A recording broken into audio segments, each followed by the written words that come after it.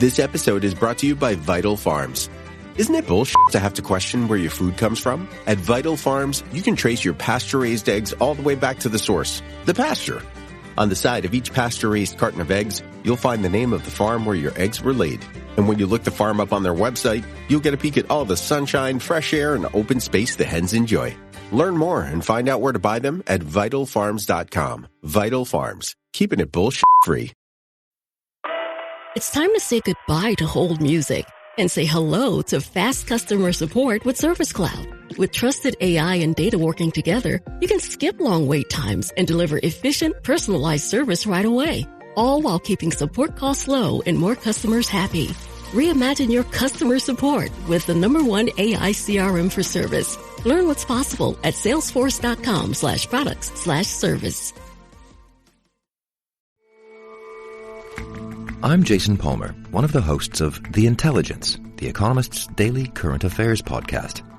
The Economist's award-winning shows make sense of what matters, from our special series on China's president to our weekly podcasts on business, technology, and American politics. Our journalists provide fair, in-depth reporting on the events shaping the world. Search for Economist Podcasts Plus and sign up to our free 1-month trial. This episode is brought to you by Klaviyo, the platform that powers smarter digital relationships. With Klaviyo, you can activate all your customer data in real time, connect seamlessly with your customers across all channels, guide your marketing strategy with AI-powered insights, recommendations, and automated assistance, deliver experiences that feel individually designed at scale, and grow your business faster. Power smarter digital relationships with Klaviyo. Learn more at klaviyo.com/Spotify. That's KLAVIYO.com/Spotify. Reboot your credit card with Apple Card, the credit card created by Apple. It gives you unlimited daily cash back that you can now choose to grow in a high-yield savings account that's built right into the Wallet app. Apply for Apple Card now in the Wallet app on iPhone and start growing your daily cash with savings today. Apple Card subject to credit approval. Savings is available to Apple Card owners subject to eligibility requirements. Savings accounts provided by Goldman Sachs Bank USA. Member FDIC. Terms apply. Welcome to the HCI family of podcasts. We're your source for personal, professional, and organizational growth and development. We share our own original research, explore industry trends, and interview executives and thought leaders from across the globe. Join us for practitioner-oriented content around all things leadership, HR, talent management, organizational development, and change management. Maximize your personal and organizational potential with the HCI family of podcasts.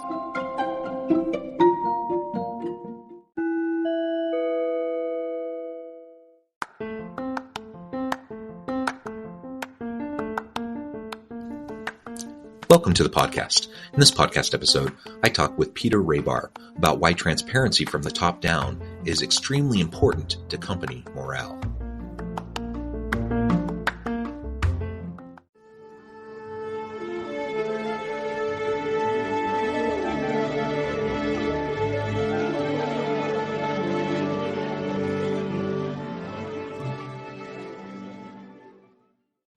Peter Rahbar, welcome to the conversation today.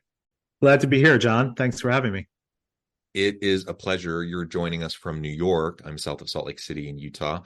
And today we're going to be talking about why transparency from the top down is so important to company morale. This is a topic I love. I spend a lot of time thinking about this. It's a common problem. I see it in most organizations. And it's one of those things that I just feel like it's largely an avoidable issue. Yet it's one that so many organizations and so many leaders face.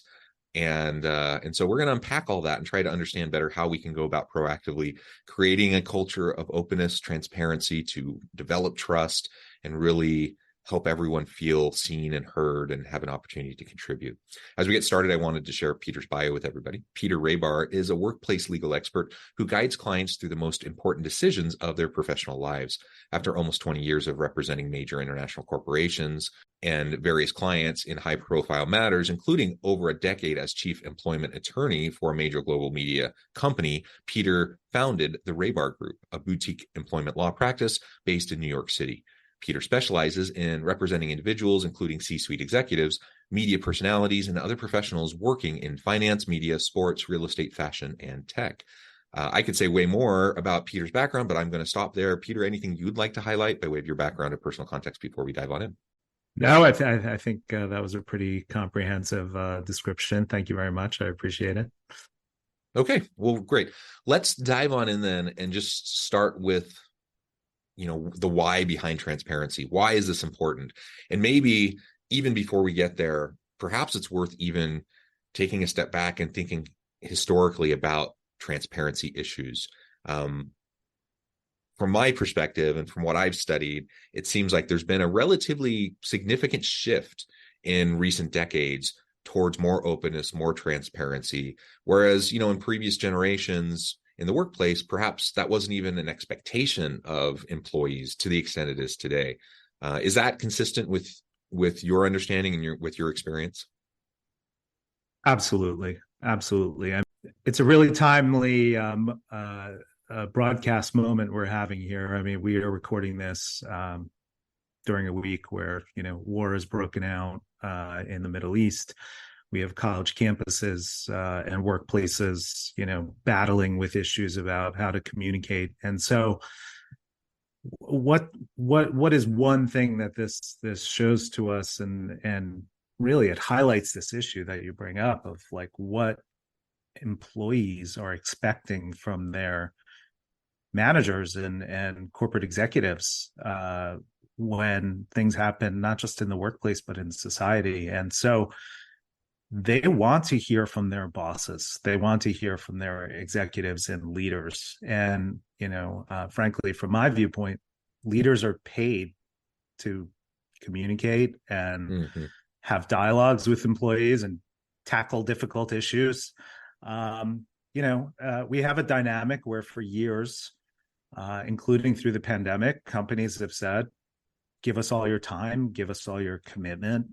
And frankly, employees have been getting less and less back from their companies in terms of, pensions, retirement benefits, career training, etc.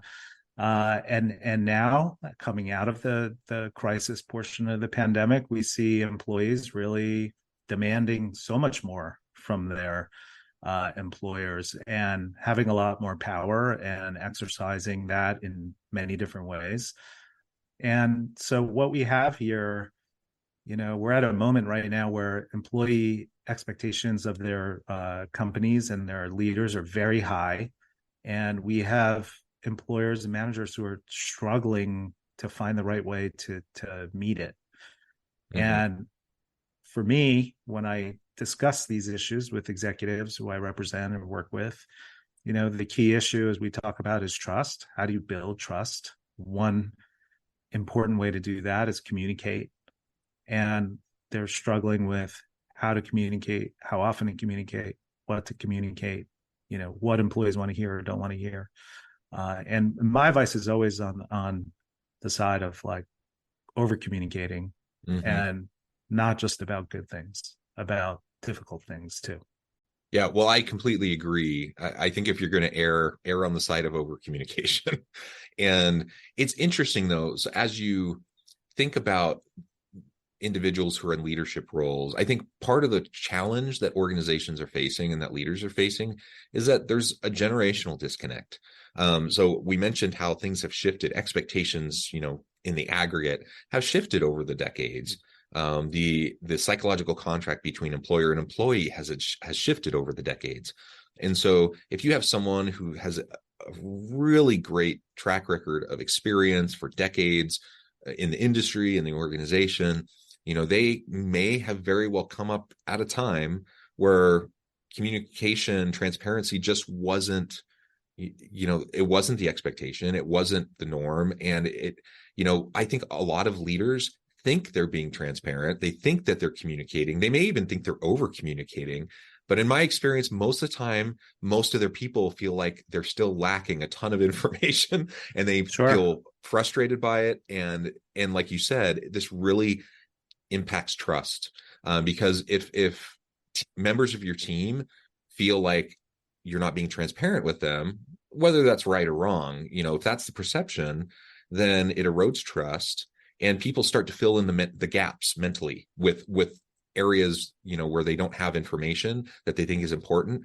And a lot of times, if you have people filling in the gaps themselves, it's not going to be in your favor. They're usually going to be, coming up with nefarious intentions or conspiracy theories or like other negative things that are often way more negative than the reality. But it's kind of human nature, and water cooler talk and gossiping and all those things, people fill in the gaps. And so trying to find ways to open up your communication is always a challenge, I think, for everybody. But especially if you came up in a day when it just wasn't as much the norm, I think the mindset shift can be really challenging. And again, I think there are lots of leaders with really good intentions who think they are communicating very transparently, who even think that they're over communicating, and they're just not in alignment with the expectations of their people. You make a lot of good points there. I mean, and I'll say, very simply, there's a lot of leaders who are refusing to update their playbooks. And in 2023, that's a very dangerous strategy. Sure, things have worked over time. And I'm not saying change everything about how you manage and lead, but you have to be open to change. And you have to understand, some of the things that you very astutely pointed out there, that, there are, I think right now, 4 or 5 different generations in the workplace simultaneously. That's very tricky. That's very difficult. The youngest generation in particular poses challenges that we've never seen before. They have access to information that no generation of employees has ever had. And they're very open with sharing information, not only about the company and what the company is or isn't doing, but also about their own personal work situations. I mean, just think about that for a second. I'm Gen X, the squashed generation. We never talked about salary. When I started a law firm, our numbers were published in different law trades covering the industry, but we never talked about individual salary or bonus situations with our colleagues. This newest generation, they talk about everything, and it includes salaries. They have spreadsheets, they have sites where they share this information. There are websites dedicated to providing that information to them. We have sources such as Glassdoor and others where employers are in real time held accountable for what they do, sometimes unfairly. I would say a lot of times unfairly, but sometimes fairly. And so as a leader, you have to adapt to this. You have to adapt to the fact that your employees have almost equal access to information as you. So what are you going to do? Are you going to let them, as you say, are you going to let them just use it and form their own conclusions? Or are you going to shape your own narrative? And you really have to use every opportunity possible to shape your narrative. So whether it's putting out a communication or holding out an all hands meeting or responding to a crisis, whether it's local or regional or international, or even in one-to-one employee meetings regarding performance or terminating an employee or how you treat an employee when you terminate. All of these are moments where you're communicating not just with that one employee, but with all of your employees. You're sending a message. This is how we value you or don't value you in some cases. These are the values the company has and believes in. And we stand by them, and as I said, it's not always going to be easy. And employees just, they don't want to hear only about the good things. They want to hear about the difficult things too. And they're willing to accept difficult news. And so over the past couple of years, we've talked about, what are the downsides of communicating a unpopular return to work policy or something like that, right? And my answer has always been, if you've involved employees in the process, you've heard their concerns, you've considered them, you've balanced them against your business needs and how you do business, then whatever outcome you come out with, they're going to understand it. As long as you explain it and it has a rationale and they had a part of the process. So these moments come up every day, every minute now for companies. It hasn't been this way because they've always had control. They've always had control of the message. They've had control over the information. That just doesn't exist anymore. Yeah, and I think some are under the illusion that they still have control. And in some cases, they do to some extent, because if they but here's the issue. If they do still have control, it's only because they're hoarding, like they're becoming gatekeepers of information, hoarding information. And that is like the worst case scenario in terms of negatively impacting trust and morale and people, attributing a nefarious intent towards, a given leader. It's just not the world we're in today. To your point, any younger person just about, has not only the skill set and access to a wide variety of information, but their kind of baseline expectation level about how communication will occur and how they interact with their leaders has shifted. And so power via information control, in my opinion, is just not a great strategy in today. Like no. it may have been a viable strategy, decades ago, but I just don't think in most cases that's going to be a viable strategy, and you're going to ultimately undermine your own influence because you're going to erode trust. And again, as I think about younger people, younger members of the workforce, sometimes they get, the rap of kind of being the entitled generation, or they're not willing to put in the, grind and put in the work and pay the dues that older generations may have had to do or felt like they had to do in the workplace. Mm-hmm. And I mean, there could be some truth to that, but largely, I'm a university professor in addition to doing consulting work and going out and working with organizations. And largely I'll tell my students, these are the types of organizations you want to work for. These are the types of organizations or the types of leaders that are going to be effective. We talk about healthy organizations, and we talk about toxic leadership, and we talk about, the types of things that will help organizations run more effectively and teams run more effectively.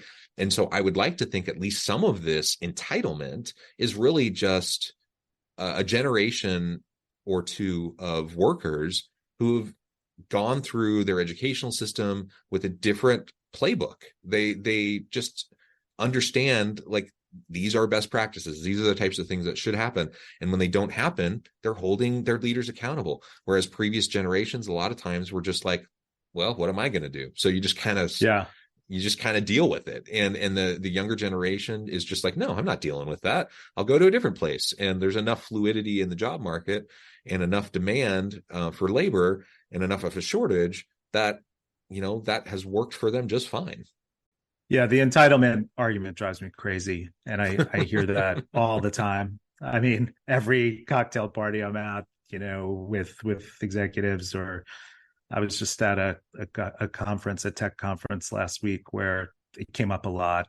Look, I worked with a lot of entitled people too when I entered the workforce 30 years ago. I could tell you exactly, what they said, and you'd be shocked how similar they are to what people are saying now. I mean, we used to mock the lawyers who would walk in day one and say, I want to appear in court, and, I deserve to do the deposition or whatever. And, there were people like me and others who were sitting at their desks reviewing thousands of boxes and documents, because that's what first-year lawyers do at big law firms.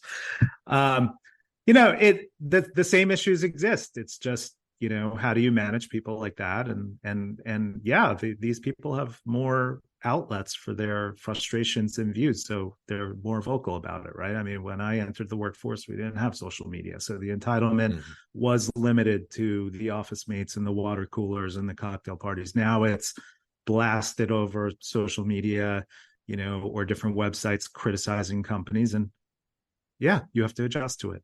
This is your workforce, so you have to adjust to it. And I mean, the reality is it doesn't matter if they're entitled or not, because it's the reality. So we got to figure out how we're going to work within this reality effectively, or we're going to become irrelevant, and we're not going to be able to attract and retain good people from these generations of younger workers.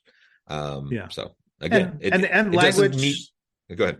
Language is very important. I mean, for a leader to be making a statement like that, particularly publicly, I think is viewed as very disrespectful to employees, as it should be. I mean, yesterday or 2 days ago, Steve Schwartzman at a conference in Saudi Arabia said people don't, quote, grind as hard when they work remotely. I mean, for the people in his company at his firm who've worked remotely and worked really hard and probably worked nonstop all night, that's got to be pretty dispiriting to hear something like that. And like you said, in 2023, what are people going to do? They're not just going to like put their head down and keep working. They're going to look at other jobs. They're going to pick up the phone when the recruiter calls. They're going to go update their LinkedIn profile and turn on the button that, tells recruiters they're looking for jobs. Yep. There's things they can do. They don't have to sit there. And that's what frustrates the employers. Like, if they were really being honest, they would say, I'm frustrated that these entitled people just don't sit down and do whatever I tell them to do, that they pick up and move somewhere else. And maybe that, and for an employee, that's your test, right? Like, if you're as good as you say you are, is there another job for you? Is there someone who believes that? If, when clients come to me and say, well, I want to have this big conversation about salary, I tell them, well, are you prepared to go somewhere else if it doesn't work out? Because, some managers may respond in that way and say, well, if you can get X, go get it. I'm not going to stop you.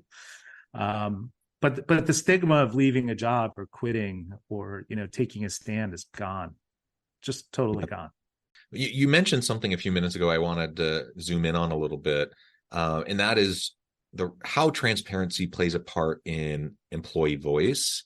And I think that's part of the DEI conversation. So if we're talking about diversity, equity, inclusion, and belonging within the workplace and trying to strive for that equality and equity in the workplace and to really understand your people, to understand their needs, of course you would need to be listening, but what's the role of openness and transparency from the top down in creating that kind of a workplace and environment where you have the potential of actually better understanding your employees' needs? Well, employees want to be treated fairly and respectfully, and they value diversity of workforce, diversity of opinions, and they want their companies to have actual values in how they conduct their day-to-day business. And so, it's important for employers to communicate that whenever they can. They should have a regular cadence for doing that, but they should also take any opportunity to communicate that where it exists.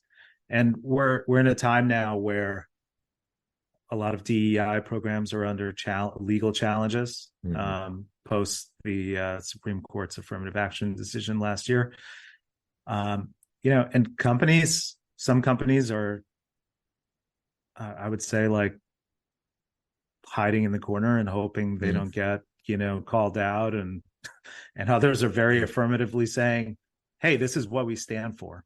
And one of the things we stand for is having, diverse representation in our workforce. I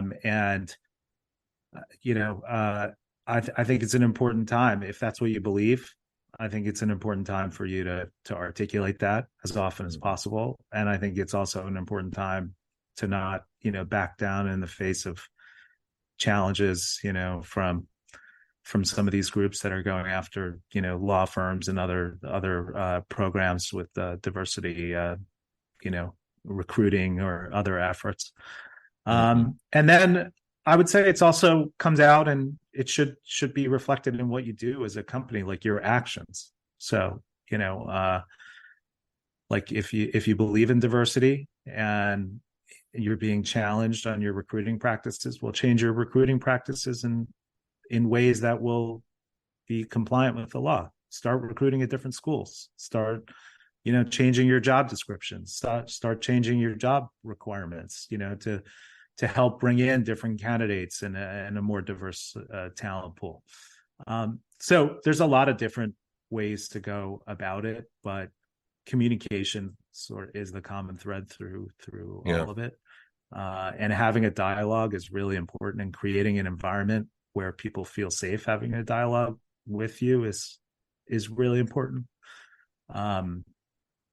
It takes time and a lot of effort to establish that. It doesn't just happen overnight. Yeah, it doesn't happen overnight. It's not a magical thing. It's not a one-off. I think that's sometimes where leaders fall into the trap of thinking, hey, I sent an email or I mentioned it in this all hands meeting, so we should be good. I'm like, no, you can't just, things that are core values that influence a whole range of policies, practices, and procedures can't be a one-off. Like, it has to be a constant part of the narrative and the dialogue that's occurring. And you mentioned it just a minute ago. The role of transparency and communication is that it develops trust and it creates an environment of psychological safety where other people feel like they can voice concerns. So if there isn't openness and communication, if there isn't transparency from the top down, if you think you're just going to have people come forward and voice, and push back and voice their concerns around issues related to DEIB stuff, or just, it doesn't even have to fall into a category of diversity. It just my needs. I'm a straight cisgender white dude. I don't really tick any of the diversity boxes, but I still have unique needs. My family has unique circumstances.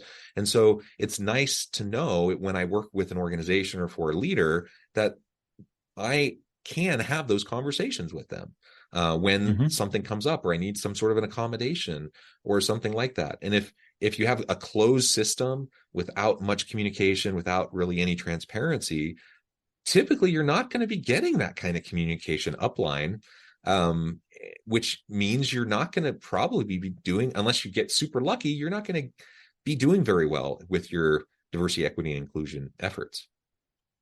Right. And some of it's just purely mechanical. Like, are you providing real channels for employees to have a voice? Do they have input on major decisions? Do they have representatives who can raise issues? Do you have a good HR team providing a safe environment for employees to come forward? Do you have hotlines they can call? Do you have mental health support? I mean, that's an area right now that I would say a lot of companies are just failing and flailing on how to address, but it's so important, right? I mean, and it is something that employees are afraid to talk about and raise to their employers. Many, not all. You don't want to miss these opportunities with your employees, which means you need to provide them with the channels to raise these issues. You need to give them a real voice. If HR is supposed to be that voice and that channel for employees, then let's make sure that HR is really acting in that way and not just viewed as, another arm of management enforcement, which is I think, unfortunately, the sort of de facto view that most people have of or default view that most people have of HR. So, are you having one-on-ones regularly? Are you having small group meetings? Are you having all hands? Like, these are all things that, employers should be doing all the time. And yeah, it takes a lot of effort, takes a lot of time. Yeah. There's no direct line item in the balance sheet for it, but trust me, it has there's studies that show the impact of improving workplace morale and addressing mental health issues and addressing physical health issues and and improving diversity and all of these elements. Yeah, absolutely. Well, this has just been a really great conversation, Peter. Thank you so much for your time. I note the time and I need to let you go here in just a minute. But before we wrap up, I wanted to give you a chance to share with the audience how they can connect with you, find out more about your work, your team, and then give us a final word on the topic for today. Sure. Well, I really enjoyed being here with you, or being connected with you from New York and Utah. I can be found on my website, therahbargroup.com, on my LinkedIn profile, which is under my name, Peter Rahbar. And you'll reach out, and I'd love to chat. I deal with these issues exclusively: employment law, workplace issues. That's all I do. And I think my parting note is if you're a leader of an organization right now, these times that we're going through right now, this is why you're being paid the big bucks. Make the difficult decisions, do the right thing for your company. Think about the impact on your employees of acting or not acting. But really, it's time to be bold. It's time to be assertive. It's time to show, why you're in the position you're in. And if you're not willing to do it, then it's time to pass the gavel on or the leadership baton to someone who is, because that's what employers are looking for. They're looking for leadership. Believe it or not, that's what they want. Yeah, absolutely. Peter, thank you again. It's been a real pleasure. I encourage the audience to reach out, get connected, find out more about what Peter and his team can do for you. And as always, I hope everyone can stay healthy and safe, that you can find meaning and purpose at work each and every day. And I hope you all have a great week.